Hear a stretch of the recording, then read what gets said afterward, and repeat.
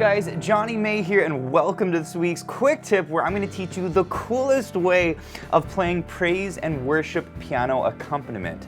Now, as a pianist who has played in hundreds of contemporary praise and worship services, and as a Christian who has attended thousands of different contemporary praise and worship services, one of the most frustrating things when I'm going to these services and I'm listening to the band, I hear the pianist take a chord progression like this, and they'll just play ordinary major and minor chords. And if you're more of a beginner, this is fine, but there's a much more interesting way of playing these chords using what are called cluster chords, and you get a much cooler sound, right, when you play these chords. So today I want to teach you this cluster approach and basically two positions that you can play these chords in to get this cluster sound.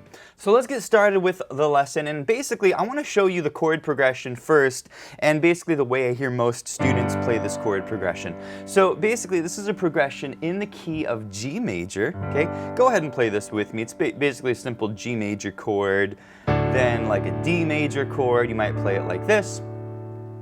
Then we have an E minor chord, you might play it like this, and then a C major chord. Okay, this is like a 1, 5, 6, 4 chord progression in the key of G major. This is something you'll hear a lot in contemporary praise and worship music. Now, I wrote down the typical approach. You know, let's say you just started, you might be playing it like this.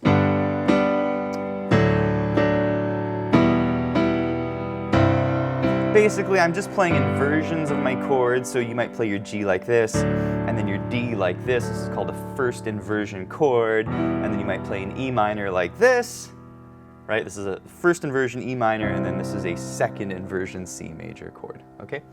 But you can make this a lot more interesting. Now, before I teach this to you, if you're enjoying this video, please give it a thumbs up. And if you are new to the channel, hit that subscribe button for more videos just like this. But guys, I want to teach you the more interesting way of playing this chord progression using what I call the cluster approach. And basically what we're going to do is we're going to take all these chords and we're going to add some really cool colors to these chords, and it's actually a very, very simple approach because we don't have to shift around a whole lot in our right hand, okay?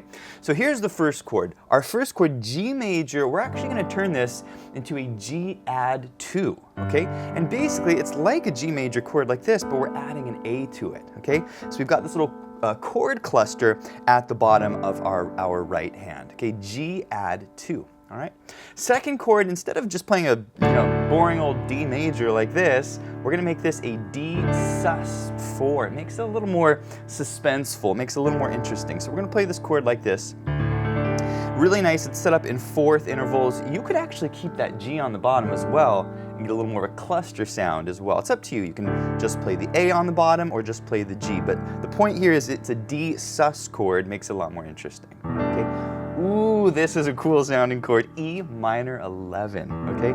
We're basically taking what before we just played like an E minor like this, and now we're doing this gorgeous chord, E, B, A, or E, B, E, G, A, D, and G, okay? It's called a minor 11 chord. A minor 11 chord is a minor 7th chord where you add the 11 to the chord. Okay, these are called chord extensions. You can learn more about 7th chords and chord extensions over at pianowithjonny.com, okay? But basically, that's an E minor 11 chord, really, really beautiful. You might do a little open fifth on the bottom like this. And then finally a sus2 chord. This is a C major chord. Normally a C would be played like that, but we're going to sus the chord or suspend the chord down. This is called a C sus2. So there's no third in this chord, okay? So these are the basic 4 chord positions. Let's go over them one more time. G add 2, beautiful chord. D sus4, you can also put the G on the bottom. E minor 11, so beautiful. And then our C sus2, just like that. Now on these sus2 chords, you can also do an add 2, which would be that. Like this is a C major add 2, so you're keeping the third in the chord. But if you don't play the third in the chord, it's called a sus2 chord. And guys, you can learn more about these chords that I'm referring to, again, over at Piano with Jonny. Tons of fun. But what you guys want to do, you want to groove on this chord progression. So basically, instead of doing this groove that we played earlier, which is ta, ta, ta, ta, we're going to come up with a 2-measure groove phrasing. Basically, okay, okay? And then that groove is going to kind of move us through the whole piano accompaniment. This is a much more interesting way of accompanying to do a 2-measure groove versus a 1-measure groove. I hear a lot of beginner students just play this 1-measure groove, and again, a 2-measure groove is a lot more interesting, okay? So this groove goes like this. Right hand, 1 and 2 and 3 and 4 and, okay, you're going to grab that D sus4 on the and of 4. So 1 and 2 and 3 and 4 and 1 and 2 and 3 and 4 and, okay? You really want to get this rhythm down. This is really, really big. If you want to play this style, if you want to get this kind of sound, make sure you can play this rhythm. You can clap it. 1 and 2 and 3 and 4 and 1 and 2 and 3 and 4 and. It's basically what we want to play in the right hand. Left hand, we're going to do this cool little groove. 1 and 2 and 3 and 4 and 1 and 2 and 3 and 4 and 1 and 2 and 3, 4 and 1 and 2 and 3. Okay, we're playing basically open fifths in our left hand, and we're going to groove. We're going to grab that top note, 1 and 2 and 3 and 4 and. Does that make sense? By the way, guys, this lesson sheet music you're seeing up here in the top left of the screen is downloadable and printable over at pianowithjonny.com. You can also change the key with the click of one button. You can practice this in all 12 keys. I'll put a link to that below, as well as the backing track, which we're going to be playing with in a second here. Okay? The groove together goes like this: 1 and 2 and 3 and 4 and 1 and 2 and 3 and 4 and. Then our E minor, 1 and 2 and 3 and 4 and 1 and 2 and 3 and 4 and. Okay? Now you're going to want to speed this up. You can slow this video down if you want to practice it at a slower tempo. Let's play at a full tempo with the backing track. Here's how it goes.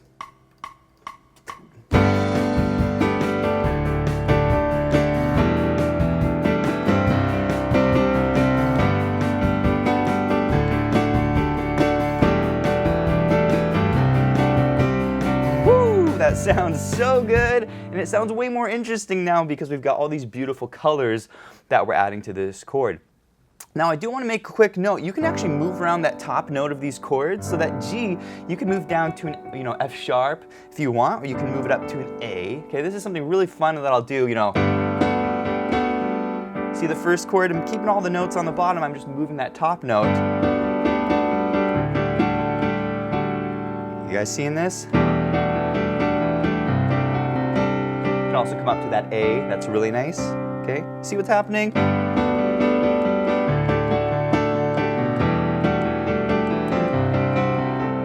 Yeah, and then a nice thing, so you can also create some nice counter melodies.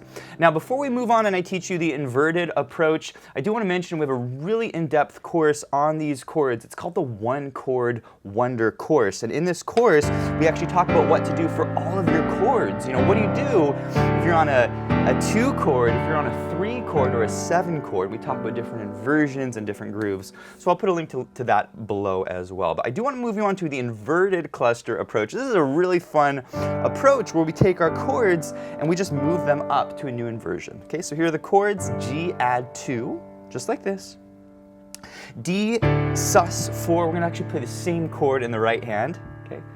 E minor 11, we're going to play the same chord in our right hand, which is really nice. And then our C sus2, I just shift one note. I'm going to put the C there in the right hand.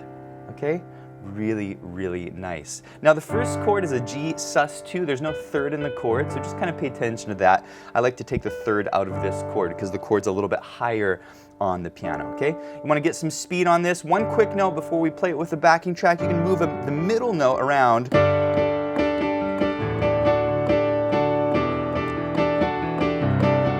That G to the F sharp, it creates a really nice counter melody. So here it is with the backing track.